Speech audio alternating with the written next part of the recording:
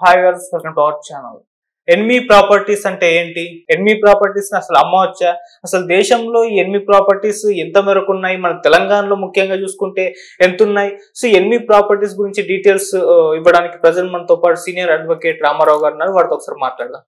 Sir నమస్కారం. Sir నమస్తే sir, enemy properties అని ఒక వర్డ్ అయితే ఈ మధ్య కాలంలో ట్రెండింగ్ లోకి వచ్చింది. అంటే నార్మల్ గా ఉగ్రదాడి జరిగిన తర్వాత కావచ్చు, లేకుంటే అంతకు ముందు నుంచి కావచ్చు, ఎన్మి ప్రాపర్టీస్ అనేవి వాటి గురించి మాట్లాడుకుంటున్నారు. ఏంటి ఎన్మి ప్రాపర్టీస్, మరి దీనికి సంబంధించి ఏం చెప్తారు సార్? అయితే 1962లో ఇండో చైనా వార్ జరిగింది. అదేవిధంగా 65 నుండి 71 వరకు పాకిస్తాన్తో యుద్ధం జరిగింది. ఆ మధ్యంతర కాలంలో ఎవరైతే చైనాకు కానీ భారతదేశ పౌరులు చైనాకు వెళ్ళిపోవడము, లేకుంటే స్వచ్ఛందంగా అక్కడ పౌరసత్వం పొందడం, అదేవిధంగా పాకిస్తాన్ పౌరసత్వం పొందడం, వారి ఆస్తులను జప్తు చేసి భారత ప్రభుత్వం వీటిని శత్రువుకు సంబంధించిన ఆస్తులుగా గుర్తించడం జరిగింది. అదేవిధంగా అప్పట్లో పాకిస్తాన్తో యుద్ధం జరిగినప్పుడు వాళ్ళు కొన్ని భారతీయ మూలాలు ఉన్న వ్యక్తులు అక్కడ ప్రాపర్టీస్ ఉండడం అని వాళ్ళ పేరు మీద ప్రాపర్టీస్ ఉండడం కానీ వాటిని గుర్తించి 71లోనే అమ్మేయడం జరిగింది.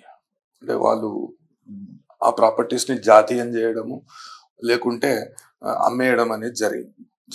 అయితే మన కాడ ఏం జరిగిందేమో అప్పట్లో ఉన్న ప్రభుత్వము దాని మీద తాత్సారం చేసుకుంటూ వాటిని శత్రు దేశానికి సంబంధించిన వ్యక్తులుగా అభివర్ణించబడ్డ వ్యక్తులకు సంబంధించిన ప్రాపర్టీస్ గా గుర్తించినా కానీ వాటిని అమ్మకుండా అట్లనే పెట్టి ఎన్నో వివాదాలకు తెరలేపింది. అప్పట్లో ఒక ఒప్పందం జరిగింది. ఒప్పందం జరిగినాక ఈ భారతదేశంలో ఉన్న ఆస్తులను వారికి ఇవ్వడము, అదేవిధంగా వాళ్ళ దేశాలలో ఉన్న ఆస్తులు భారతీయ పౌరులకు కానీ అదేవిధంగా భారతదేశానికి తిరిగి ఇవ్వడం అనేది ఒప్పందం ఒకటి చేసుకున్నా కానీ వాళ్ళు ఉల్లంఘించారు కాబట్టి ఆ ఒప్పందం అనేది అమలులోకి రాలేదు. మనం తెలంగాణ విషయానికి వస్తే తెలంగాణలో అధికారికంగా 244 ఆస్తులు శత్రు దేశాలకు చెందిన వ్యక్తుల ఆస్తులుగా గుర్తింపబడ్డాయి. ఇప్పుడు మనము చూడవచ్చు, సిటీలో కూడా బాకారం అంటే మన మషరాబాద్ ఉంటే ఆడ ఒక ప్రైమ్ లొకేషన్ లో ఒక ఎనిమి ప్రాపర్టీని గుర్తించడం జరిగింది. అయితే దాని మీద చాలా మంది కబ్జాకున్నారు. ఇప్పుడు మన సైఫ్ అలీ ఖాన్ విషయంలో ఇదే సమస్య ఉత్పన్నమైంది. దాంట్లో ఏమైందంటే కొంతమంది వెళ్ళిపోయినా కానీ వాళ్ళ వారసులం అంటూ మేము ఇంకా ఇండియాలోనే ఉన్నాం అంటే డ్యూయల్ స్టాండర్డ్స్ మేము ఇక్కడనే ఉన్నామని వాటి మీద కేసులు వేయడము, ఆ కేసులు కోర్టులలో చాలా నాళ్ళు కొనసాగడము, అదేవిధంగా ఎన్నో ఆటంకాలు ఏర్పరచడం అవన్నీ చేస్తారు. అయితే ఇప్పుడు మొత్తం యుద్ధ వాతావరణం అనేది నెలకొని ఉన్నది. ఎనిమి ప్రాపర్టీ అంటే ఏంది అని చాలా మందికి ఆ ఎనిమి ప్రాపర్టీ అంటే ఏంది అనేది అవగాహన ఉంది. ఒక శత్రు దేశానికి చెందిన వ్యక్తిగా గుర్తించి, శత్రు దేశానికి చెందిన పౌరుడిగా గుర్తించి వాని ఆస్తులను పూర్తి స్థాయిలో జప్తు చేయడం, దాన్ని ఎనిమి ప్రాపర్టీగా అభివర్ణించడం అనేది ఒక చట్టం ఉంటుంది. దీనికి కస్టోడియన్ పరిధిలో ఉంటే భారతదేశ వ్యాప్తంగా ఎన్నైతే ఈ ఎనిమి ప్రాపర్టీస్ ఉన్నాయో అవి బాంబేలో ఒక కస్టోడియన్ ఉంటాడు. ఆ కస్టోడియన్ పరిధిలో ఉంటాయి. వీటిని ఎవరు అమ్మొద్దు, కొనొద్దు, వీటి మీద కొన్ని ఆంక్షలు, వీటిని 22A అనే ఒకటి నిబంధన ఉంటుంది. ఆ నిబంధన ప్రకారం వీటి మీద ఎటువంటి క్రయ విక్రయాలు జరగకూడదు అనే విషయాన్ని తెలియపరుస్తూ నోటిఫికేషన్స్ అనేటివి విడుదల చేసింది. అయితే సహాయ మంత్రిగా ఉన్న బండి సంజయ్ గారు ఈ లెక్క అనేది ఏంటి తీయండి అనే విషయాన్ని, ఇప్పుడు ఇన్ని రోజులు ఎంత దారుణం అంటే అప్పట్లో ఆ యుద్ధాలు జరిగినప్పుడు ఎంతో మంది అంటే శత్రు దేశాలకు చెందిన వ్యక్తులు మన వాణిజ్య సంస్థలలో, పెద్ద పెద్ద కంపెనీలలో వాళ్ళది షేర్ హోల్డింగ్ అనేది ఉండే. అయితే 2018లో అధికారికంగా ప్రభుత్వం వాటిని వేలం వేసింది. అంటే ఇన్ని సంవత్సరాలు 2018 నుండి మొదలు పెడితే ప్రక్రియ 2019కి 2020కి పూర్తయింది. అంటే ఇవి షేర్స్ మాత్రమే. అదేవిధంగా పూర్తి స్థాయిలో భారతదేశం అంటే అత్యధికంగా యూపీలో ఉన్నాయి ఎనిమీ ప్రాపర్టీస్ అనేటివి అత్యధికంగా యూపీలో ఉన్నాయి. అయితే మన కాడ కూడా తెలంగాణలోనే ఎక్కువ శాతం ఉన్నాయి. అప్పట్లో ఉమ్మడి రాష్ట్రం ఉంటుండే, తెలంగాణలోనే ఎక్కువ ఒకటో రెండో ఉంటాయి. అది నెగ్లిజబుల్. ఆంధ్రప్రదేశ్లో ఎక్కువ లేవు మన ఎనిమీ ప్రాపర్టీస్ అనేటివి. 244 ఆస్తులను శత్రువుకు సంబంధించిన ఆస్తులుగా గుర్తింపబడ్డాయి. ఎక్కువ శాతం అది కూడా రంగారెడ్డి జిల్లాలోనే ఉన్నాయి. రంగారెడ్డి జిల్లాలో అవిటి మీద ఎన్నో వివాదాలు జరుగుతున్నాయి. అదేవిధంగా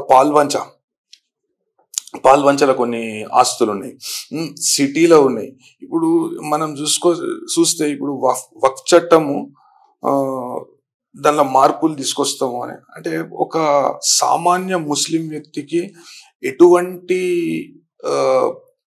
మేలు జరుగుతలేదు వక్ఫ్ చట్టంలో. దాన్ని గుర్తించిన కేంద్ర ప్రభుత్వం ఏం చేసిందంటే దానిలో ఉన్న సాంకేతిక అంశాలను తీసుకొని పెద్ద లొల్లి పెట్టడము, పార్లమెంట్లో ఇది చేయడం అది చేయడం అనేది జరుగుతుంది. వాస్తవానికి కొద్ది మంది వ్యక్తుల చేతిలోనే ఇప్పుడు మనము మదీనా బిల్డింగ్ తీసుకోవచ్చు. అది అల్లాదీన్ వక్ఫ్. అయితే ఇంతకు ముందు నిజాం రాజ్యం ఉన్నప్పుడు సమాంతరంగా ఒక వక్ఫ్ చట్టం నిజాం చేసిండు. అయితే నిజాం ఎప్పుడు చేసిండంటే 1955లో రాజ్ ప్రముఖ్ హోదాలో చేసిండు.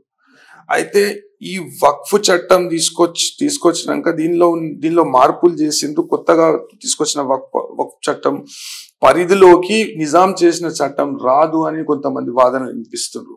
అయితే ఆ ఆస్తుల మీద ఆధిపత్యం ఇప్పుడు కొత్తగా తీసుకొచ్చిన వక్ఫ్ చట్టం ఏదైతే ఉందో, అంటే మధ్యలో తీసుకొచ్చిన చట్టం ఏదైతే ఉందో, ఆ వక్ఫ్ చట్టం ద్వారా ఏదైతే కమిటీ ఏర్పాటు చేయబడ్డదో ఆ కమిటీ వీటి మీద, ఈ నిజాం ఆస్తుల మీద కూడా మా ఆధిపత్యం ఉంటది, ఇది కూడా దీనిలోనే అంతర్భాగం అనే విషయాన్ని చెప్తూ వాళ్ళు ఎన్నో కోట్లను ఆశ్రయించడం జరిగింది. అదే విధంగా వాళ్ళ మధ్యలో వివాదాలు అనేటివి ఇప్పటికీ నడుస్తూనే ఉన్నాయి. అదే ఒక సామాన్య ముస్లింకి ఎటువంటి మేలు అనేది జరుగుతలేదు. ఇప్పుడు మదీనా బిల్డింగ్లో అయితే 900 మడిగలు ఉన్నాయి.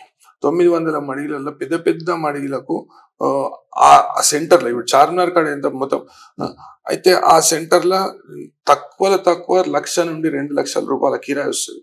నీకు ఒకటి అది ఎంత దారుణం అంటే ఎవరి పేరు మీద అయితే ఇక దానికి లెక్క లేదు, పత్రం లేదు. ఇక వక్ఫ్ బోర్డుల పేపర్లు మాయమైతాయి, వక్ఫ్ బోర్డుల పేపర్లు ఉండయి, ఇవ్వందో తెలియదు. ఒక దిక్కేమో వాళ్ళ ట్రస్ట్ పేరుతో వాళ్ళు ఒక వివాదాలు డిస్ప్యూట్లు చేస్తుంటారు, కోర్టులలో కేసులు వేస్తుంటారు.